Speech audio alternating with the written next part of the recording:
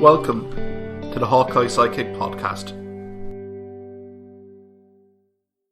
Hello everyone, you're very welcome back to the Hawkeye Sidekick podcast, joined by Liam O'Brien for this podcast episode. Again, our weekly rugby roundup. So really we're looking at the European Rugby Champions Cup, really focusing in on the Irish provinces. It was pretty decent performance. All the four provinces made it into the last 16. 3 of the 4 Irish provinces winning. Have to mention about COVID-19 impacting a few fixtures. Cass, let's be brutally blunt, being screwed over at the stoop in the last 10 minutes, and the playoff fixtures being completed. Liam, how are things? Oh, mighty man. Yeah, I'm really in a great form with that thumping win in Thomond there yesterday. All is right with the world again.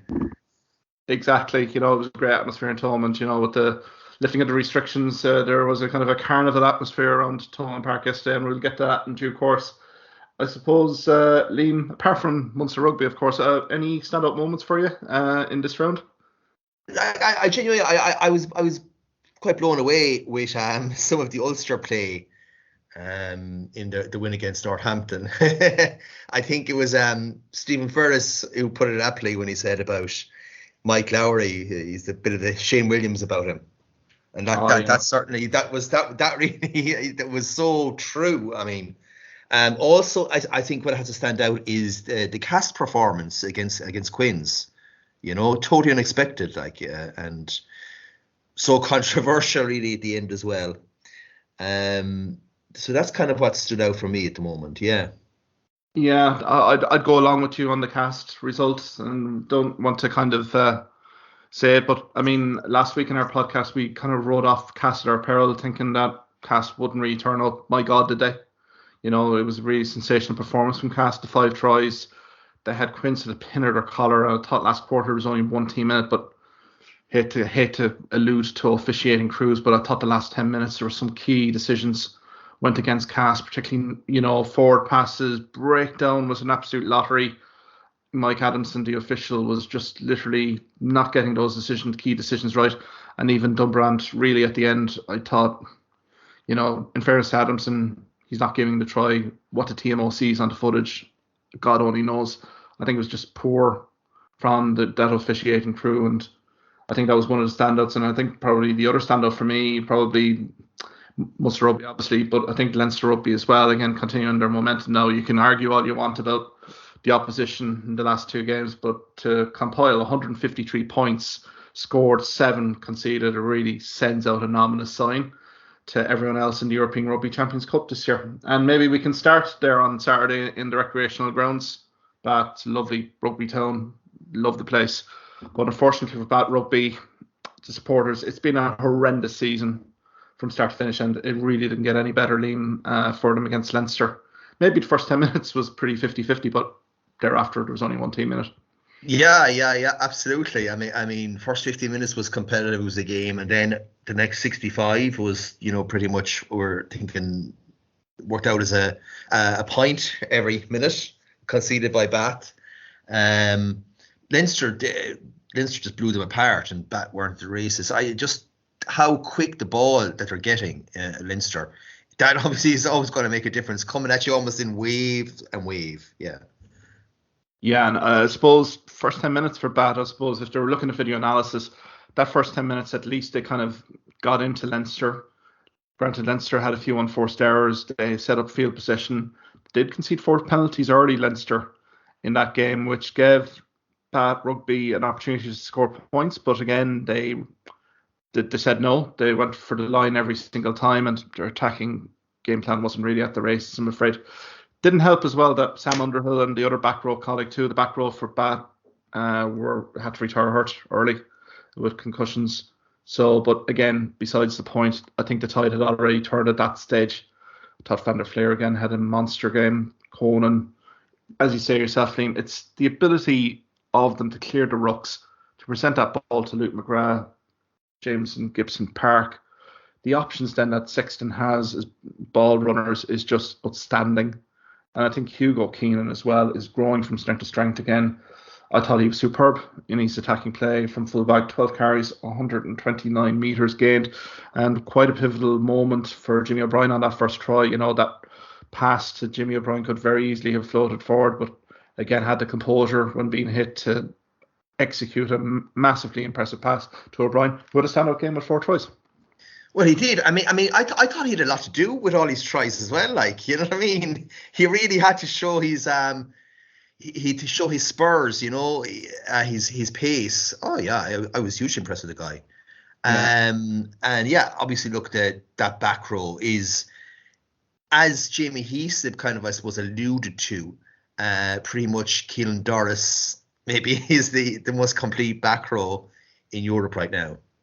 Oh yeah, a monster game as well from Doris, wasn't it? Like, his ball carrying, everything about it was just phenomenal. Now again, Bath were literally pinned to their own line now from minute 15 on. I mean, they were missing tackles at a rate of knots.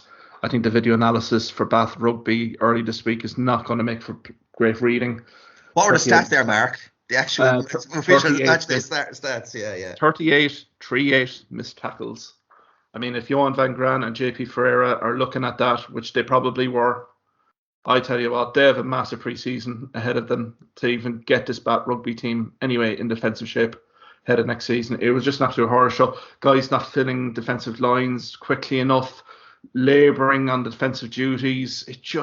There was line break upon line break. I'm counting here 15 clean breaks for Leinster, 38 defenders beaten by Leinster, 683 metres gained. I mean, these are, like, if you're a defensive coach for Bath Rugby right now, Liam, I think you just might as well give up.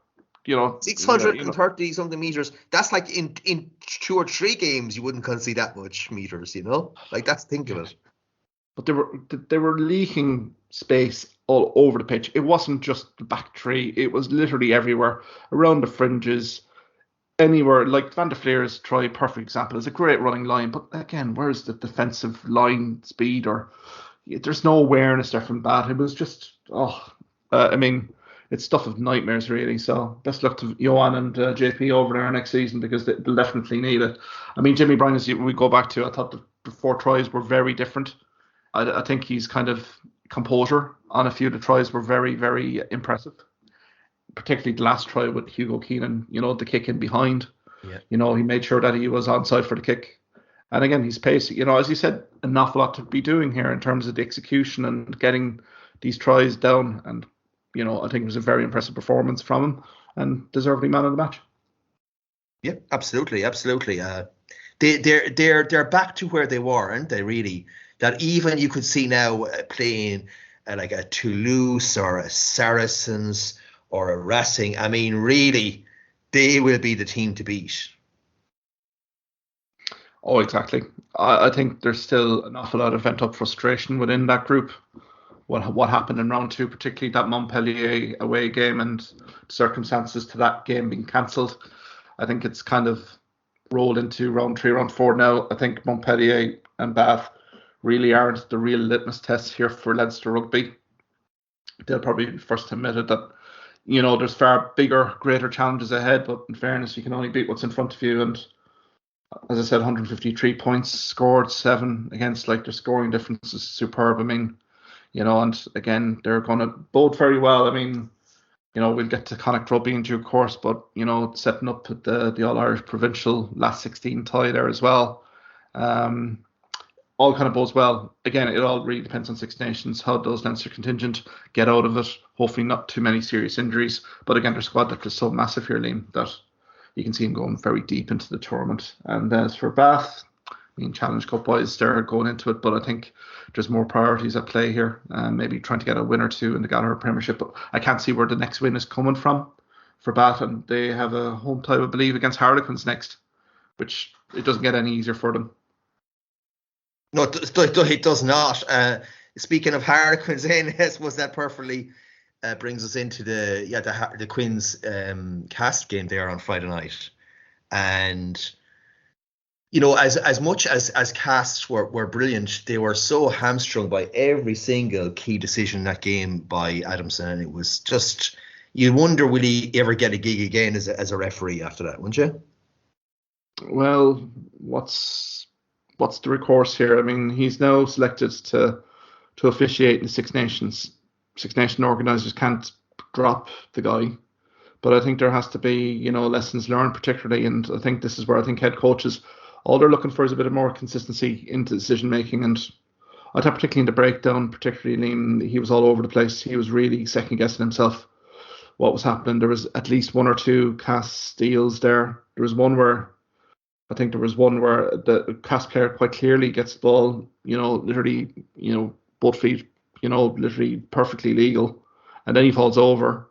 And Adamson then delays the decision and gives the penalty to Quins, which I thought was an extraordinary decision.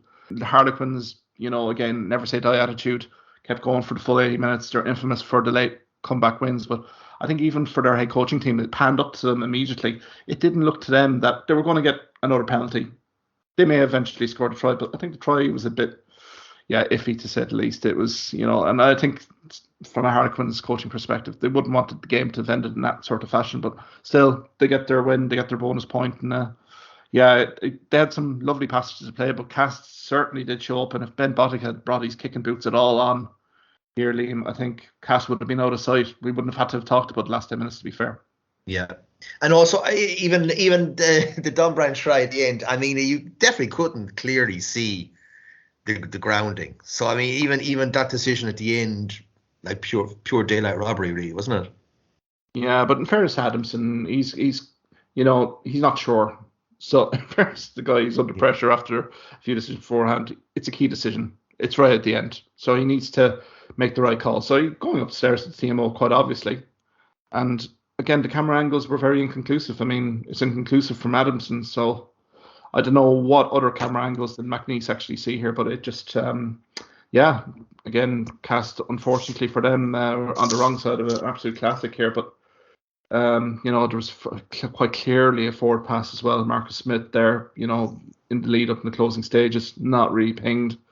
Yeah, it's hard to be labouring on a point in terms of, things. But again, as I said, Ben Bottic had a game probably to forget, really. He did botch one clear try opportunity. I know they scored immediately afterwards, but again, he's kicking off the tee. He was so good against Munster in round 3. It deserves him completely in round 4. So, I mean, there's stuff there kind of that Cass can look at as well and improve on. But yeah, I mean, kind of set the tone. And I think, if you were to lose rugby fan or player, I think you were a little bit nervous when you saw Cass in that performance, because potentially it looked at one stage that Cass would overtake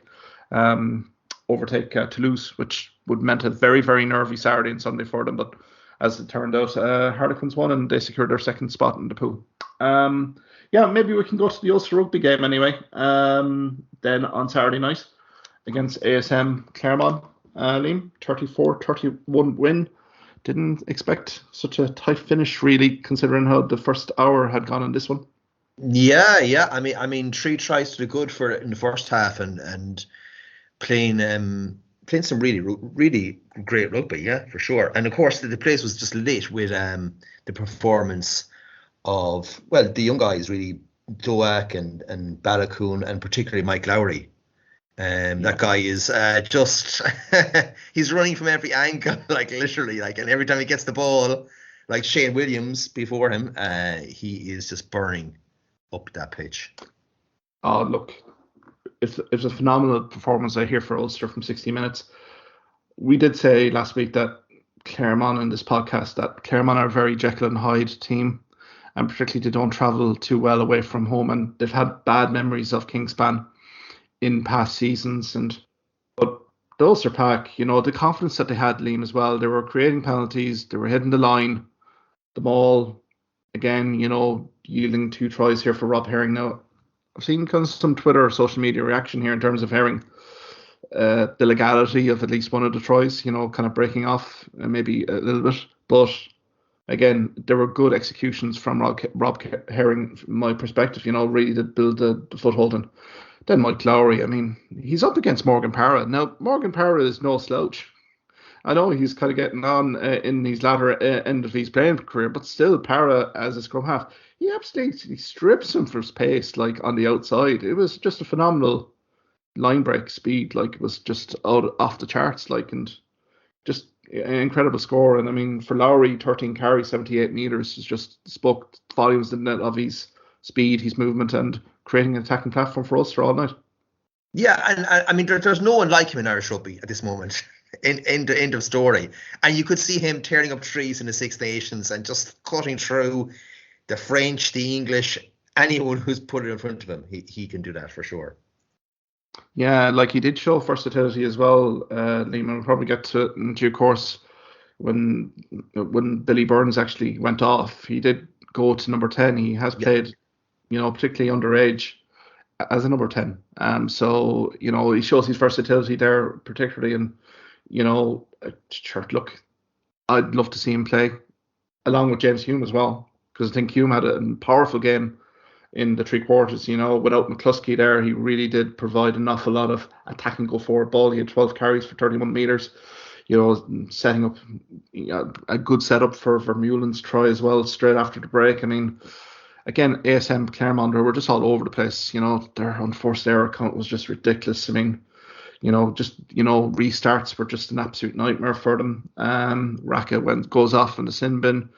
Ulster makes hay, and I think Robert Balacon, had a superb game as well.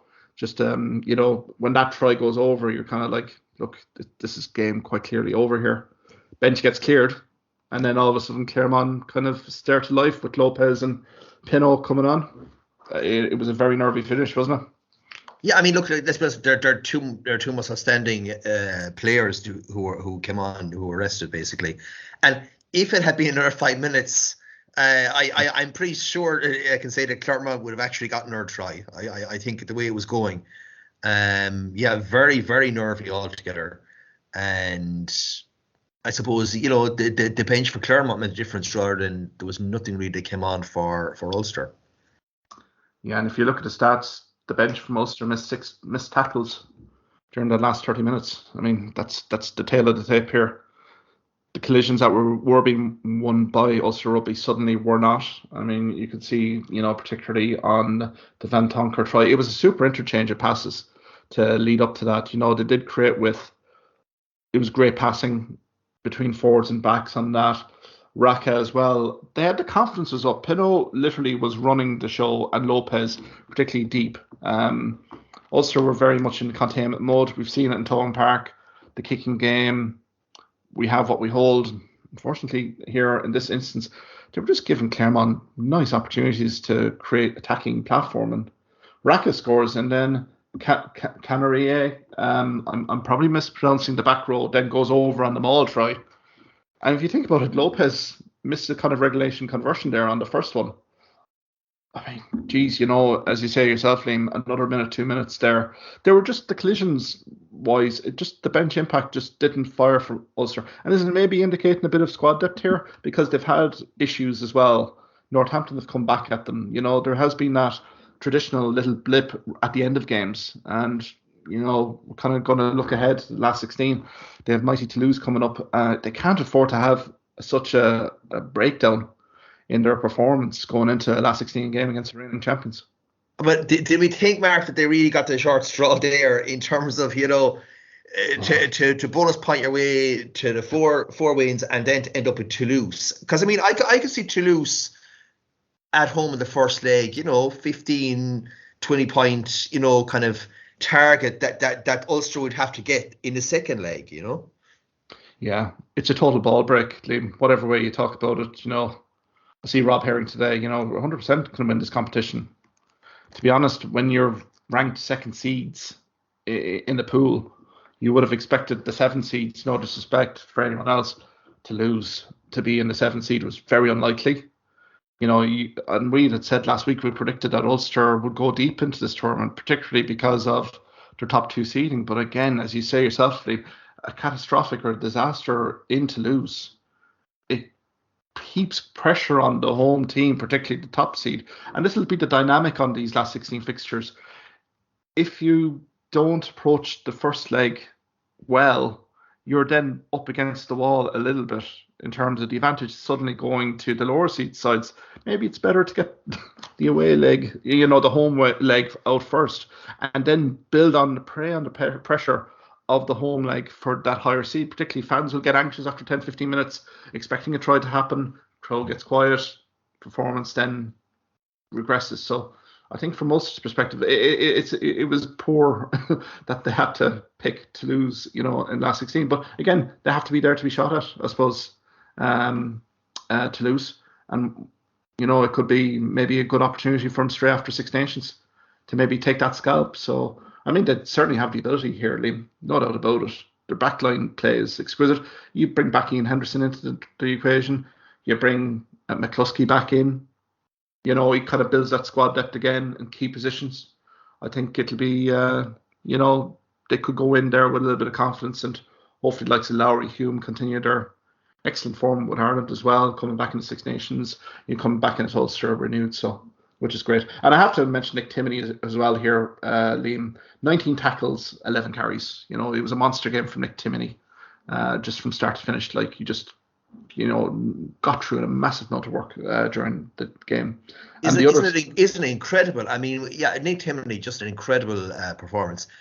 And to think that you have, the Leinster back row, the Munster back row, Timoney, any combination of three there would be more than hold their own against any other European teams in the Six Nations. Yeah, we're absolutely blessed, Liam, in terms of the back row options that we have. Timoney in any other era definitely would be kind of eyeing up a starting spot, but it's just we're so stacked. We were talking about Leinster there, their back row, Munster as well, the versatility of a Ty Byrne anyway to get into that back row, for certain test match games in Six Nations. But I would hope anyway Timoney would get game time along with Mike Lowry, along with James Hume as well, because they're playing top of the ground rugby at the moment, which is quite key. I suppose for ASM Clermont, I mean, they showed their Jekyll and Hyde character. I mean, 28 missed tackles.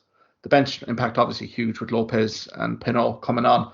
But I thought their tackle count, their work rate was superb. I mean, their back row contributed to, let me calculate this, 59 tackles during the night, which kind of says an awful lot in terms of Ulster rugby's dominance during that first 60 minutes particularly. And Jedrzejczyk, the second row, had 21 tackles, So, I mean, you could see the work rate was there. It was just the execution, the cohesion wasn't there. They finally got it to click in the last quarter. And I think it was maybe down to kind of maybe the Ulster, as we said, the dip in a little bit of performance. But again, 34-31 for Ulster. 4 from 4. Can't argue with that. And, again, Toulouse will be, the video analysis will be on them for another day. But I think it's been a marvellous round robin for them in the opening round. So moving swiftly on to Connacht Rugby. So went to Paris, played Stade Francais, and again, as in most Connacht Rugby games this year, it was an absolute whirlwind fixture, 38-31 loss. Plenty of talking points here, Liam, to be perfectly fair. What were your thoughts? Well, I only really saw the bare highlights of that game, but yeah, I mean, Connacht, what can we say about a team that has, 15 guys and blows an 11-point lead, and they should be home and hosed at that stage. Absolutely home and hosed. All the old failings, the kind of either running out of steam or not having the impact off the bench in the last 20 minutes, it just is always come back to haunt them. So squad depth obviously is a clear problem in their area. Yeah. Yeah, I mean, look, you can dissect the video analysis, positives, negatives here. 592 meters gained from 134 carries, 14 offloads, 172 passes, 3 clean breaks. But the fact of the matter here is the tail of the tape is 32 missed tackles, Liam, in 80 minutes. And when you consider Latu getting sent off after 46 minutes, I think that's way too high for a team. That would really kind of harbouring any. You don't deserve to win if you've missed that much tackles in your region. 14 penalties, and I think we're going to come to front five here. I think it really did expose the squad depth here. Beelan was out. Dennis Buckley has been a long-term absentee there, but again, these two guys are absolutely key for that kind of scrum, because quite honestly, at the moment, the rest of the guys are very development players, and again, it's an arduous task for these guys to go over to France, particularly the front five that they selected. It was very young, very inexperienced. You can argue Delahunt is definitely an experienced hooker, but the other guys within the side were very inexperienced, and it did show, at various stages. Scrum was always in trouble. Yeah, and it just sets up field position for Stade Francais when Connacht had, like, Alex Wotton scores after 6 minutes. You think, great, they're going to kind of press it home. Then all of a sudden, scrum penalties come against them, securing, Stade Francais get a foothold in the game, and I think as a consequence, Blade gets a try, you're thinking, yeah, they're going to kick on again. Doesn't happen. It was just, I thought they were giving up an awful lot of easy penalties, and Stade Francais were kind of warming to the task, particularly second half, particularly when Latu went off, and it's the expletives of expletives to Wayne Barnes. It's the wrong guy to be doing it to, to an unfairness to Wayne Barnes. He had to act, really. It was, and I think Latu, I think it was more so, maybe complimenting his own performance than anything else, because he was having a mixed bag. But I thought last 20 minutes here, Liam, we talked last week about composure, keeping cool heads, executing the process. And what do? The penalty counts, starts to soar. Conor Oliver, not back 10 metres, yellow card. And then Stade down, it's 14v14, take their cue, score the points required. And then right at the end, they get that penalty, retaken penalty, to win by the 6 points to get them over the line and pit poor old Cardiff Blues in the process. I just thought there was no failings. The failings from the previous week, it just, to me, I don't know what the issue here is, but it's, as a coach, yeah, I think there's mental baggage here, definitely within the Connacht camp after this result. Yeah, and I mean, that's the question, that it's the mental frailties now that they're displaying regularly. That's something that is very hard to work on in terms of closing out games that they should be comfortably winning. And maybe this game was actually even worse in a way than last week, Yeah. Considering that, what was at stake, essentially a good bonus point win there, and you're going to get a good draw for yourself. And instead you end up playing against Leinster. Yeah. And I think the fact that, I think it galvanised Stade, to be fair, to the hosts, when Latu did go off. The second yellow card, he's off. They're down to 14 players. There's one or two ways they could have gone for Stade at that stage. They could have just literally given up the ghost, said Challenge Cup, domestic action, that's our forte. But they could see that they were getting joy off the set piece. Connacht were leaking penalties in the scrum. So the gander was up. So, I mean, I think from a Connacht video analysis perspective, I think it's a horror show. And I mean, we can cite about all the guys that were injured, unavailable, but again, this is squad depth. And, we can talk about all the good back three, the packing play, your bread and butter in European games, particularly when you go to France, is your pack. Particularly your front five. You have to front up. You have to build a platform. It never really materialised yesterday. And I think, to be fair to Connacht, Leinster Rugby, and again, I think the pressure's off them to a certain extent. I think, coming after Six Nations, we'll see with the Leinster contingent, as you said, how they get through it. But again, from a Connacht Rugby perspective, they have nothing to lose here. But you'd hope that a few of their key guys come back in. Like Delan, Beelan, guys like that have to come back in, because the squad depth is clearly not there. It's been exposed. Leicester Tigers have definitely exposed that from round 3. And Stade obviously did see that in the video analysis coming into the game as well. And, when you have those kind of underlying issues in terms of closing out games, Stade were never out of it. And I think the 38, it was just, yeah, I think, in fairness, it's a great achievement to get to the last 16, but I think it's just the manner of the result. To me, it's another one that has slipped Connacht Rugby by a little bit. And as you say yourself, on another season, we could have been talking about Connacht maybe floating into a top 4 seed here very easy. So, no, I think there is aspects of improvement. We've seen where they need to improve now. Yeah, and I suppose if we think to Connacht, in 4 games, 1 victory from 4, and then 2 points in terms of the within 7 and the bonus point. So in the other games, so that's a pretty bad stat to win 1 from 4 games to qualify for the next round as well. Yeah, and again, as we would say always here, Liam, when we be in Tolan Park, win your home games, the road trips kind of will take care of themselves if you're kind of solid in your performance. Again, that Leicester Tigers games for me, you're 18 points up. I know Leicester have been pretty impressive in Gallagher Premiership, but you have to be closing games out. It's no excuse to not close out those games. And same here. And I think there was a little bit of a psychological effect here. They're 11 points up. I think it just felt to me as if there was no confidence there from my standpoint that they were going to actually win this. When they were 11 points up, you always felt there was a sting in the tail here, even with Stad down to 14 players. So it's disappointing. I think they've time now to regroup, get bodies back, which is key. But I think the off season really has to be honing in on front five. Delan is gone to France, obviously, but they're gonna, Gavin Thornbury as well has been a big miss as well for me, particularly in that second row. He's been a long-term absentee. But again, these guys not being around, you're expecting other squad members to step in, and maybe it's a little bit unfair on Murray, guys like that. But again, you're owning the jersey now, so you need to put your best foot forward. So, I think there's food for thought there from Andy Friend and his management staff, for sure. And again, Stade Francais, the reward for beating Connacht is a nice little local derby against Racing 92, which local derby games, form book typically would go at the bindle, but if Racing 92 do approach the game in a professional manner, I think they have far too much for Stade. But I think it's a kind of a fascinating game for the organisers, particularly with the Parisian fan base. It'll definitely get themselves well psyched up in early April. So we'll leave Connacht. We'll go to Munster Rugby then. Liam, you were at Tone Park yesterday, and a very convincing 45-7 win over Wasps. What was your initial reaction, really?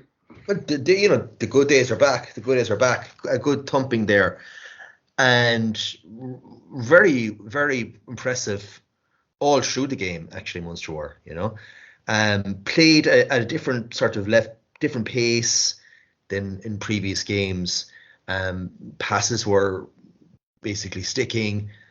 We had line breaks, huge carries.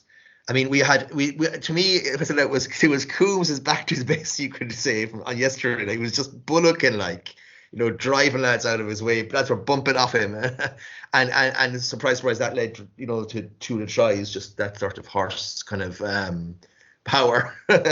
Yeah, and in terms of delighted to see Healy's control of the game, I was just delighted to see that.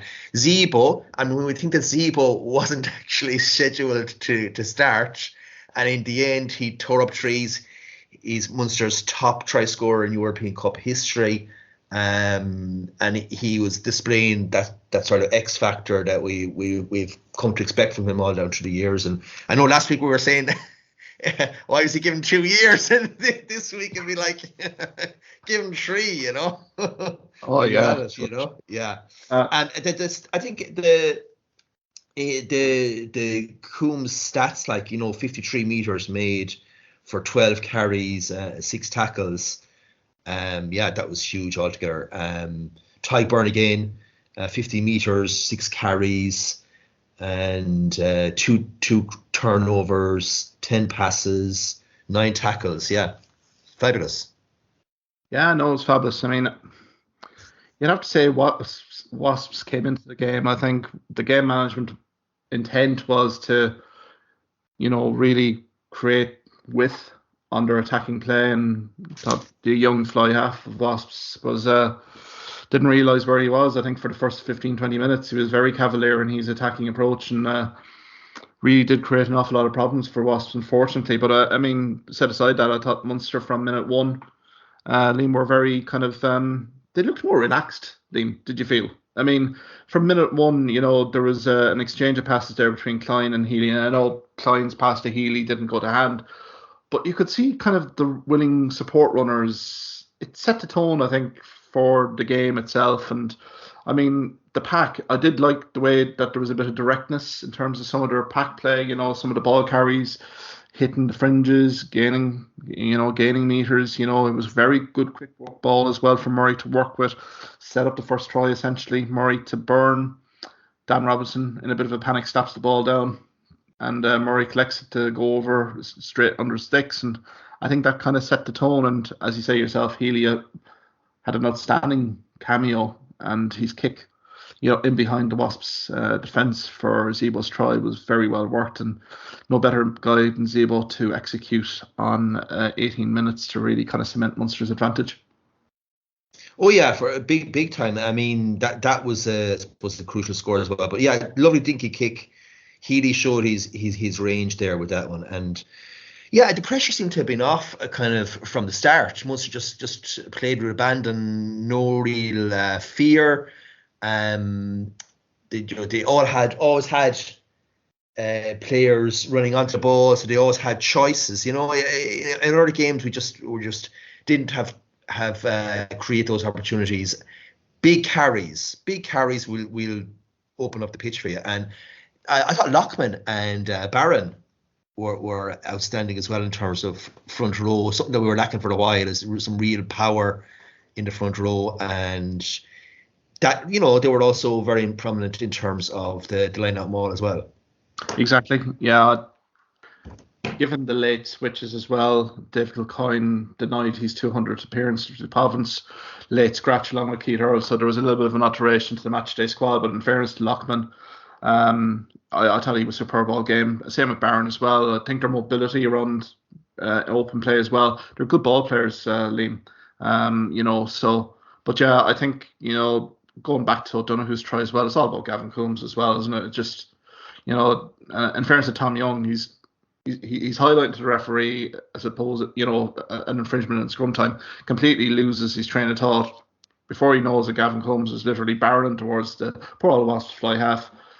We set the platform, and then in fairness to Jack O'Donoghue, who's winning his 150th cap for the province as well. I think the youngest player to actually do that, which is a fantastic achievement from the Waterford native, crashes over. And I think at that stage, for me, game was well and truly up. Granted, Wasps, in fairness, did have possession in that first half. Gavin Coombs goes to the sin bin. We did have to soak up a bit of pressure, particularly at the end of the first half. And there was a key exchange there right on the Munster line where we, defended valiantly and, again, picked our moment very well to actually win a turnover ball and clear pressure. So, I thought that was a key point of the game. Was looking to kind of get back into it. Robson was very instrumental, I thought, for Wasps. Anything that was done through him. He got his try, obviously, but I thought that was a key exchange, particularly towards the latter end. I think it was minute 36, minute 37, where we did win that turnover ball. It kind of signified the end of the Wasps challenge, really, didn't it? Yeah, indeed. I mean, if Wasps had got that, you're back to whatever, 14 points for them, and probably a really close second half again, and Wasps probably going to start hammering tongues second half to get another try and nothing in it at that stage. So yeah, that was absolutely crucial, man. Yeah, exactly. And then at that stage, yeah, because Healy spiral kicks were just out of this world as well. I mean, just the commentary, like Andy Good couldn't get over this guy, the spiral kicks that he was hitting it to touch. There was one then in the second half. Now, granted, there was Breeze advantage well in his 22, basically floats it well into 10 meters. It was just his distance on his kicks is just absolutely phenomenal, and kind of did set the platform for Lockman. Again, Pack again, very instrumental. We'd be knocking on the door a little bit at the start of the second half, but Lockman, I thought it was a very tidy score to secure that bonus point that we needed to overtake Bristol Bears. Again, off. I suppose very strong line out maul. Barron with the big carry in that set up, and then Lockman kind of barreling over. Yeah, absolutely. So that was all done, dusted. Happy days at 40, 42, 43 minutes. Yeah. Yeah, and I suppose it would be remiss as well. I didn't mention the horrific injury there to Tom Young, and we're hearing good news anyway about Tom Young as well. That'd be Di Young's son. He was down for a lengthy period of time there, but it appears as if he's been released from University Hospital Limerick. Wasps have sent on good wishes and thanking medical staff of Munster and University Hospital Limerick as well. So we wish Tom Young all the best in his recovery there, but because it was a bit of a scary moment, I think there was 15, 16 minutes of a kind of a hold up there, which understandably needed to happen on the player welfare, but hopefully he gets well soon. And again, the game kind of lost shape after Lockman's try. I think, Munster were kind of well in charge. There was a few kind of balls that didn't stick. But that ended in a bit of a flourish with Zebo and Scannell with 2 lovely tries. To be honest, it did show our attacking with that. We are capable of creating a bit of an attacking go forward ball. Yeah, and Scannell key in both. And I just thought in the last game even as well against Cast, himself and Farrell were a lovely partnership actually. And in this game, they were actually outstanding. So yeah, Scannell there, just lovely cutout pass to really get things going for the try there for Zebo. And then of course we had the last minute as well when actually Scannell scored. Yeah, no, look, throughout Rory Scannell's career, I've been a big fan of his.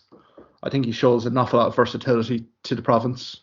You know, he started as a half-back. He's now gone into the 3/4, and he never let the side down. And I mean, he's a great ball player. You know, he's a great boot on him, but you know, he's attacking sense as well.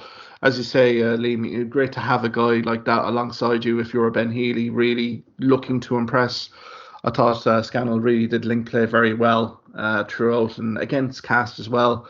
You know, he definitely was very instrumental as well. So, I mean, it was a great outing for Scannell, and, you know, particularly with Damien Delende kind of continuing to be sidelined. I mean, Rory Scannell has that jersey at the moment, so we'll kind of see. But, I mean, 45 points. I mean, looking at stats here, 452 metres gained on 110 carries, 8 clean line breaks, Liam O'Brien, which is, you know, people being criticising, and I mean, don't know who alluded to it in a match interview. You know, the other people can get stuffed in terms of their, you know, negative comments here.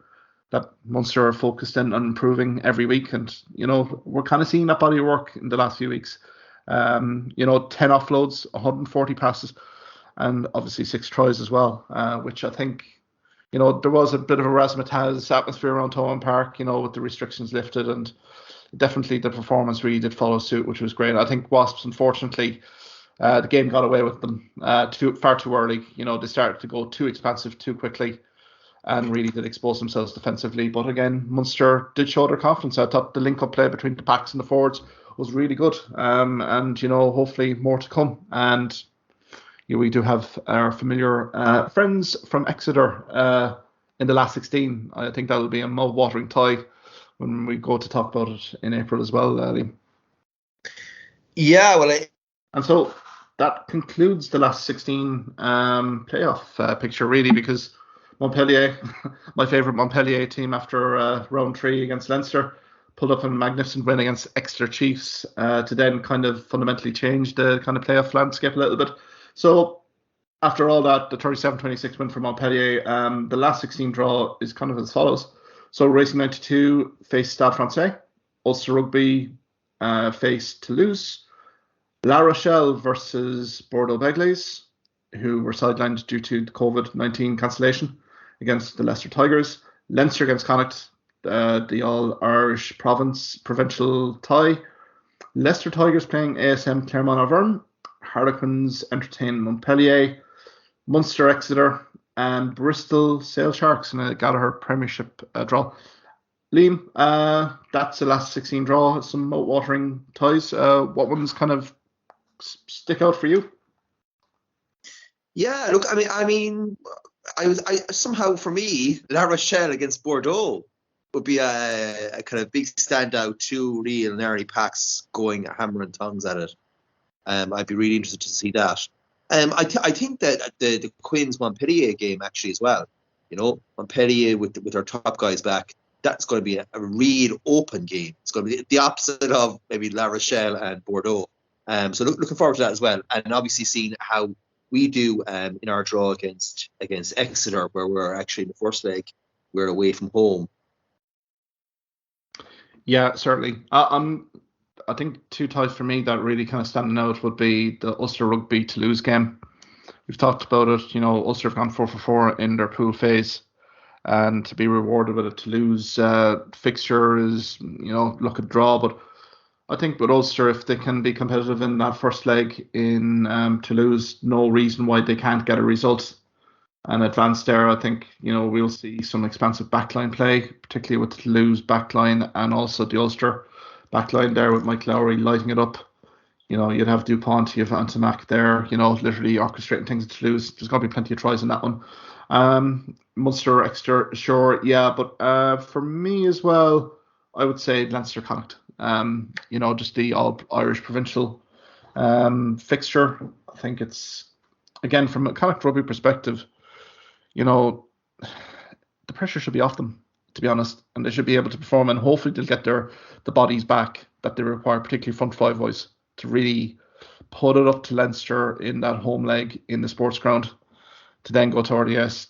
It'll be there'll be two magnificent ties, whatever. And again, with Leinster rugby, the 153 points, conceded. Again, we have to kind of bear in mind who they've been playing here. Montpellier really didn't come to the party in the RDS, and Bat Rugby were absolutely abysmal last weekend. So again, have we kind of seen the true kind of level here of Leinster rugby? I mean, we know they're outstanding. The potential is there. They're elevating the game, game in, game out. But I think Connacht hopefully give this a right crack, and I think this could be one of the ties of the round, I think, in terms of spectacle, tries, and entertainment, really. The Munster Exeter Chiefs game, I think, is, probably one of the tightest ones there, to be perfectly frank. Two teams that are, traditionally very pack-orientated. Yeah, we can probably preview that for another day, Liam. But yeah, I think those three do kind of step out for me anyway. That La Rochelle, Bordeaux just screams pack platform domination there. So there's some nice fixtures, and again, the Parisian derby as well. That'll really get the French rugby fans, particularly around Paris, excited, particularly there between Racing 92 and Stade Francais. Thank you for listening to this podcast episode. If you liked what you heard in this podcast, why not subscribe to the Hawkeye Sidekick podcast on either Amazon, Spotify, YouTube or Twitter platforms.